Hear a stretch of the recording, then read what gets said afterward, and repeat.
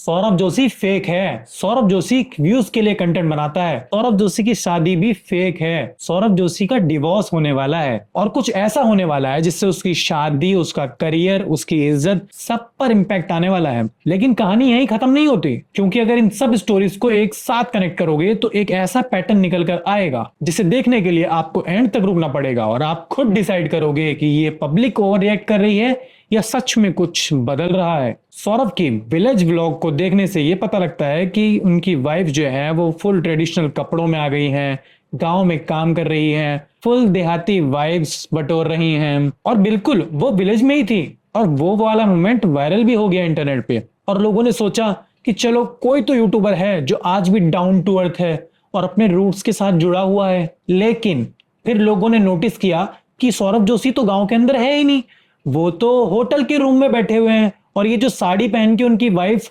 नाच रही थी वो सब एक एक्टिंग थी। और अब इसे देखने के बाद में लोग साफ साफ कह रहे थे कि सौरभ जोशी ये सब चीजें सिर्फ कंटेंट बनाने के लिए करता है। That's it. अपनी बीवी को साड़ी पहन के नचवा रहा था भाई ये व्लॉग्स में। पर दूसरी साइड सौरभ जोशी ये बताते हैं कि उनकी मम्मी के लेग्स में प्रॉब्लम है, जिसकी वजह से उन्हें कुछ वहां वॉशरूम वगैरह की दिक्कत होती है, इसीलिए वो गांव में ज्यादा देर तक नहीं रुक सकते। और सवाल ये उठता है कि कोई क्रिएटर अगर कंटेंट और फैमिली के बीच में एक लाइन बनाना चाहता है, एक बैलेंस बनाना चाहता है, तो क्या वो गलत कर रहा है?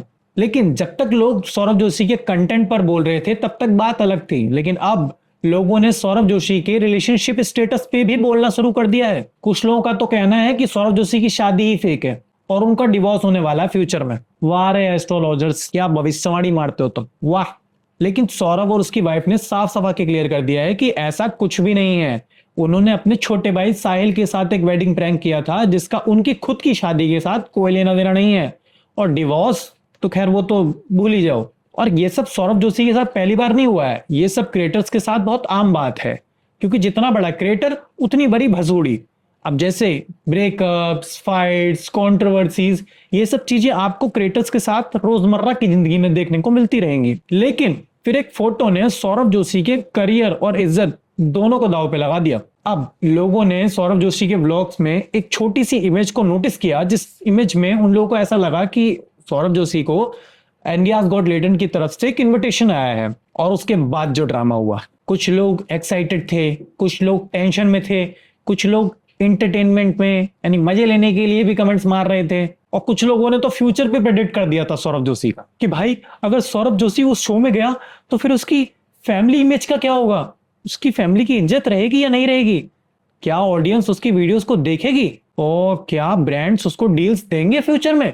लेकिन यहां मुझे एक इंटरेस्टिंग बात लगती है कि क्या किसी शो में जाने से किसी क्रिएटर की कैरेक्टर को तुम डिफाइन कर दोगे, उसको जज कर दोगे इतनी सी बात पे? या क्या अगर कोई क्रिएटर किसी शो में जाता है तो उसकी पर्सनैलिटी पूरी की पूरी चेंज हो जाती है, वो जाएगा अंदर सौरभ जोशी बन के और बाहर आएगा महेश भट्ट बन के? ये सवाल आप लोगों को खुद सोचना चाहिए यार। लेकिन इन सबके बाद में एक आती है एक बहुत बड़ी अपडेट, जिससे लोगों को ये समझ में आ गया कि अब सौरभ जोशी का डाउनफॉल स्टार्ट हो चुका है, रणवीर इलाहाबादिया की तरह। You know what I mean. Saurabh ने अपने ब्लॉग में बताया था कि वो मुंबई गए थे, उन्होंने वहां एक शूट किया था और उसका एपिसोड 1 महीने बाद आने वाला है। बस बहुत है, लोगों ने डिसाइड कर लिया कि वो लेटेंट ही किया था।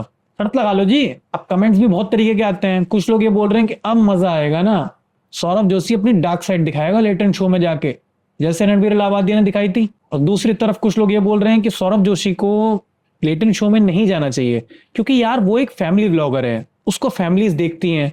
अब अगर वो इस शो में गया तो फिर उसको फैमिलीज देखना बंद कर देंगी ना, और फिर शायद उसके पास ब्रांड डील्स भी आना बंद हो जाए।